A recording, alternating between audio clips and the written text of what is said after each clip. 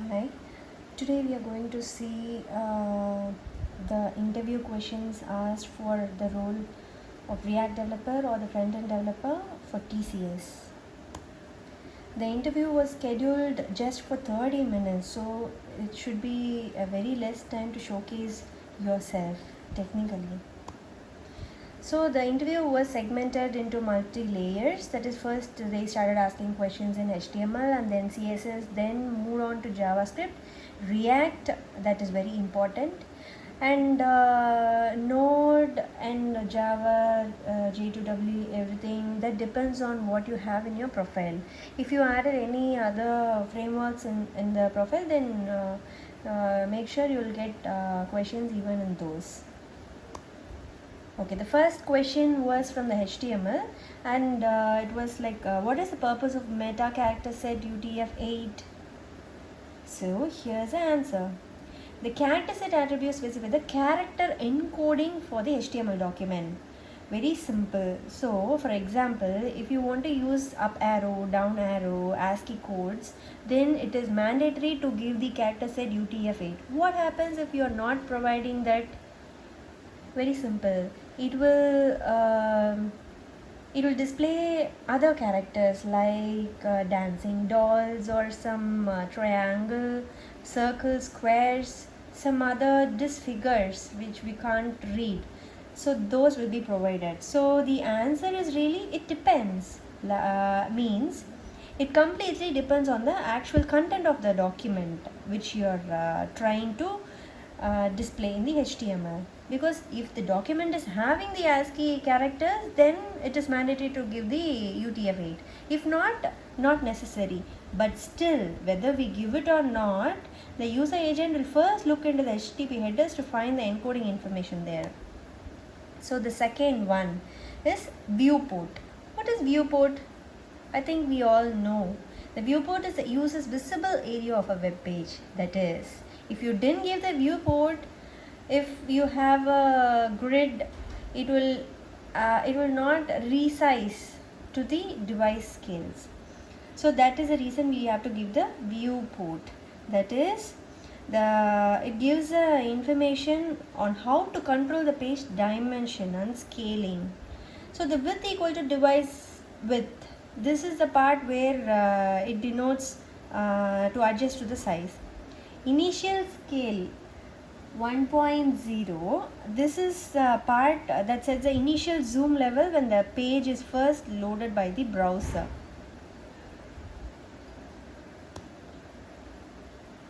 Web API. What are web API? And they asked for an example also. So here, when they ask for web API, initially we'll get confused between the APIs and server APIs, REST APIs, all those things. So first, you have to explain all those, whichever you know, whichever comes across your mind, you have to answer all those. So what is API? Application Programming Interface. So what is web API? API that is used for web is the web API. Browser API is for the web browser. Server API for the web server.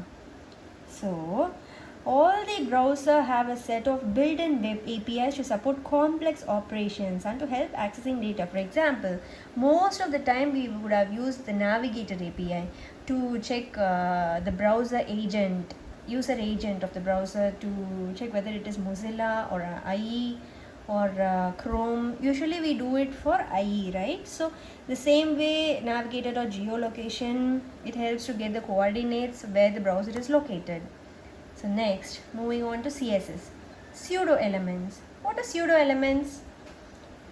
First line, first letter, first child, before, after. These are the pseudo elements. Don't get confused between pseudo elements and pseudo class, because I got. In pseudo class, mostly we would have used this: link, visited, hover, active, focus, more like this. Next is a tricky one: flex versus grid. So they didn't ask you what is flex and what is grid. They asked what is the difference between those. So now here it is. CSS grid layout is a two-dimensional grid-based layout system with rows and columns, making it easier to design a web page without having to use floats and positioning. So grid is a two-dimensional grid-based layout systems. Okay, whereas flexbox is a one-dimensional layout to adjust the items that are already in a container.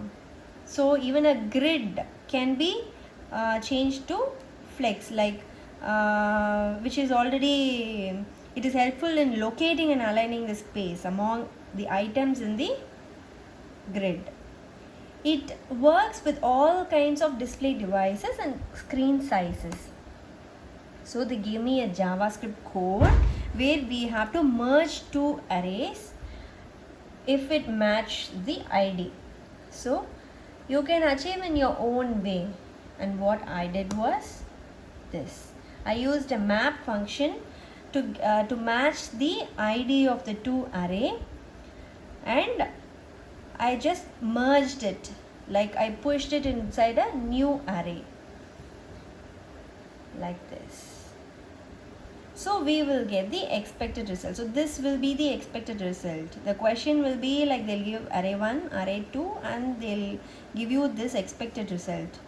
So this part we are supposed to do. Generator functions. So what is generator function? We have to explain. Okay, unlike the normal function, okay, what is the difference between normal function and generator function? Normal function, it starts and ends, and it returns a particular data. But with the generator function, we can do any number of functions with the data provided at every stage. Like generator function starts, it yields some output, and with that yield we can start either a manual, we can start a function using next keyword mostly. So yield the value, pass and exit. Then again we'll get another yield. With that we can put another data, and then we can finish it. We'll see the example here. This is a generator function. So console, this will be executed first, and we are yielding this. Then again a console, then yielding this. So what will happen when generator object, this function dot next is called? So generator object is something we are setting. We are setting this function into. So generator object dot next dot value will provide line number 4, because the first line will be printed by default. See here, this will be executed first. Hello, I will be printed after the pass, world, undefined. So these are the generator functions. Moving on to the other question. Promises versus async await. We all know promises, and we would have used async await. So what is the difference between this? Okay, we'll see here. Promises, the simple thing is, promise is something where either we resolve or reject. It should pass or fail. We should accomplish, or we will not, we'll break. Okay, that is promise. Async await is, we will wait for the particular action to complete and then execute more synchronously. Nothing, promises are to make the function to be asynchronous. Async and await is something where we have to wait, that is to execute the code synchronously. Promises are 3 states: resolved, rejected and pending. It does not have any state. It returns a promise either resolved or rejected. See here, they have given an example.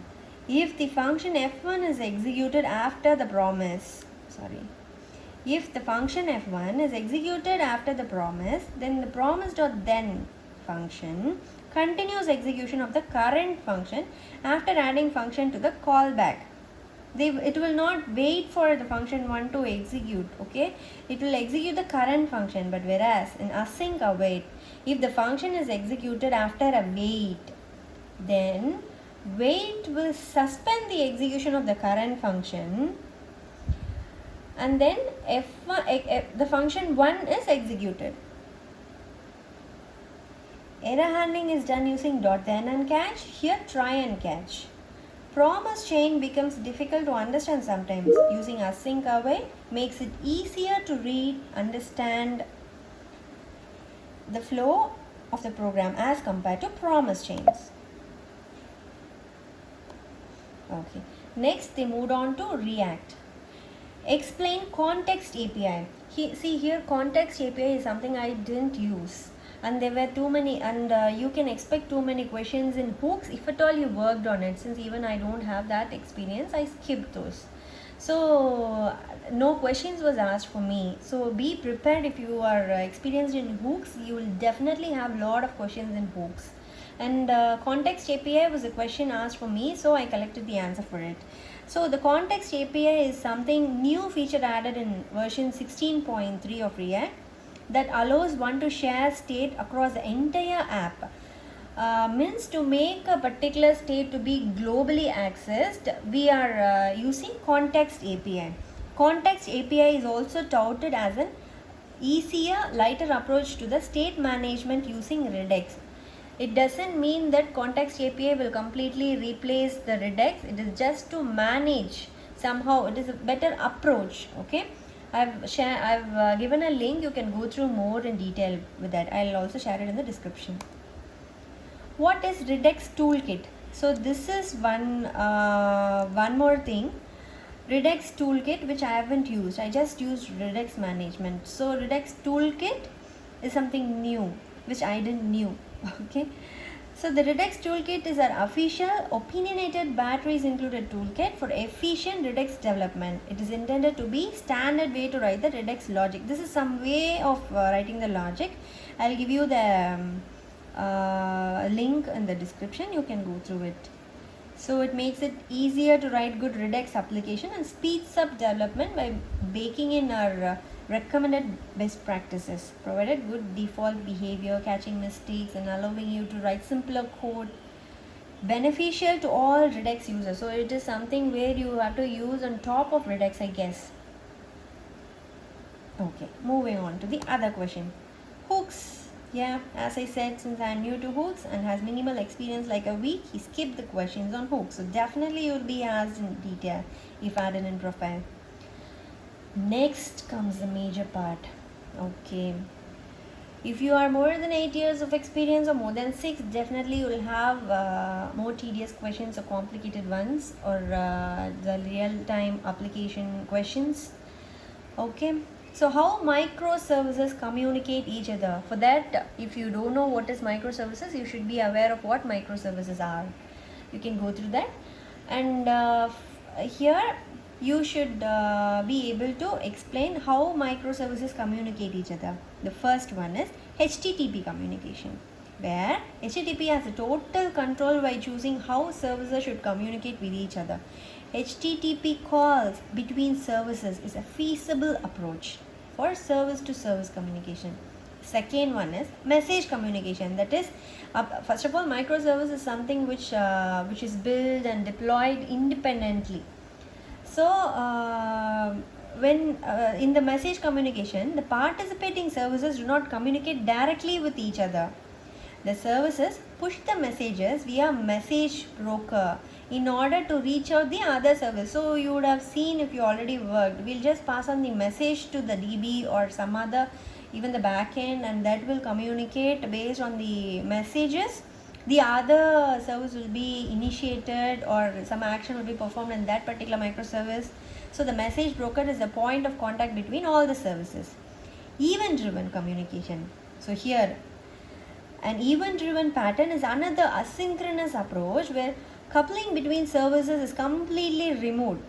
In an event driven approach, the services need not. An event driven pattern is another asynchronous approach where coupling between the services is completely removed. In an event-driven approach, the services need not know about any common message structure. Communication happens through events that individual services generate. I have given the link here. You can go through it. I'll add it in the description. So what are security headers in Node.js? This is another major part. Okay, security headers, I think you should be aware if you are a full stack developer or you have worked in Node.js.